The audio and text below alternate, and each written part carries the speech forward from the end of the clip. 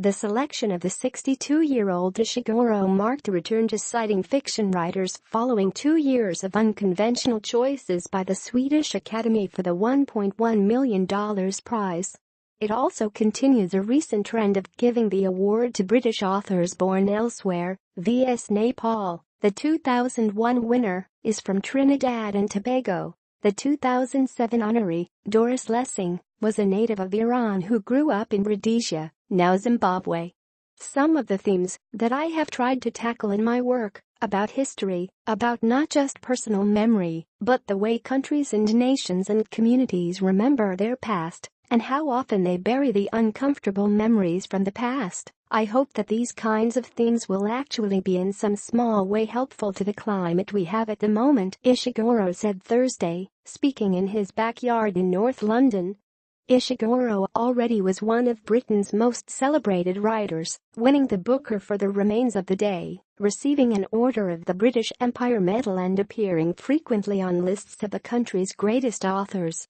The Academy called Ishiguro's 8 books, which also include An Artist of the Floating World and The Buried Giant, works of emotional force that uncover the abyss beneath our illusory sense of connection with the world.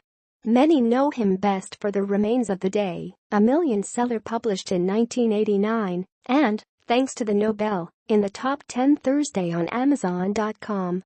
Ishiguro's novel reads like a darker take on P.G. Wodehouse's comic Jeeves stories, with a butler at a grand house looking back on a life in service to the aristocracy. The gentle rhythms and Downton Abbey-style setting gradually deepen into a haunting depiction of the repressed emotional and social landscape of 20th-century England and the deadly rise of fascism so many failed to perceive or prevent. What can we ever gain in forever looking back and blaming ourselves if our lives have not turned out quite as we might have wished? Ishiguro writes. The hard reality is, surely, that for the likes of you and I, there is little choice other than to leave our fate, ultimately, in the hands of those great gentlemen at the hub of this world who employ our services. Ishiguro would explain that he saw the butler as a metaphor for both emotional and political detachment. An Associated Press review from the time noted that Ishiguro neatly reverses the cliché of what the butler saw by building a novel around what the butler didn't see. Salman Rushdie later wrote that just below the understatement of the novel's surface is a turbulence as immense as it is slow. For The Remains of the Day is in fact a brilliant subversion of the fictional modes from which it seems at first to descend. Death, change, pain and evil invade the innocent Wodehouse world. The 1993 film adaptation by the Merchant Ivory production team starred Anthony Hopkins and Emma Thompson and was nominated for 8 Academy Awards. Like The Remains of the Day, his 2005 novel Never Let Me Go is a story of deception and uncertainty. What appears to be a narrative of 3 young friends at a boarding school gradually reveals itself as a dystopian tale with elements of science fiction that asks unsettling ethical questions. The movie adaptation starred Carey Mulligan, Andrew Garfield and Keira Knightley.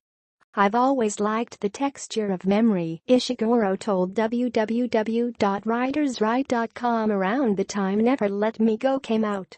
I like it that a scene pulled from the narrator's memory is blurred at the edges, layered with all sorts of emotions, and open to manipulation. You're not just telling the reader, this and this happened. You're also raising questions like, why has she remembered this event just at this point? How does she feel about it? And when she says she can't remember very precisely what happened, but she'll tell us anyway, well, how much do we trust her? The Swedish Academy stunned the literary world last year by giving the prize to Bob Dylan, while in 2015 it offered a rare spotlight for non-fiction writers by honoring Belarusian journalist Svetlana Alexievich. Ishiguro's preferred art form is fiction, but he works in other media. He has written several screenplays, including for the Merchant Ivory release The White Countess, and has collaborated on songs performed by jazz singer Stacey Kent. He also contributed liner notes for Kent's album In Love Again. Songwriting was an old passion of mine. Earlier in my life I'd been a singer-songwriter until I turned to fiction, Ishiguro, who has called Dylan one of his early heroes, told The Independent in 2013. Ishiguro was born in Nagasaki, but moved to England as a boy after his father, an oceanographer, was invited by the head of the British National Institute of Oceanography. An admirer of Jane Eyre from early on, he also is a longtime fan of comics and said Thursday that he was in discussions about working on a graphic novel. "This is a new thing for me and reconnects me to my childhood, my Japanese childhood of reading manga," he explained. He studied English and philosophy at the University of Kent and found an early mentor in Malcolm Bradbury, who taught creative writing at the University of East Anglia. After a few false starts, Ishiguro completed his first novel, A Pale View of Hills, narrated by a Japanese woman whose daughter has committed suicide. Both his debut work and the book are nominated an Artist of the Floating World centered on Japanese characters. "I discovered that my imagination came alive when I moved away from the immediate world around me," he told the Paris Review in 2008, recalling that his fiction was well received in his creative writing class.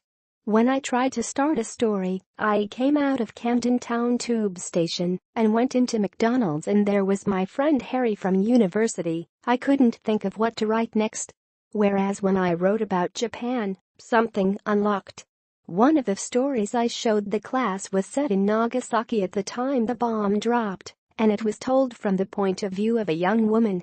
I got a tremendous boost to my confidence from my fellow students.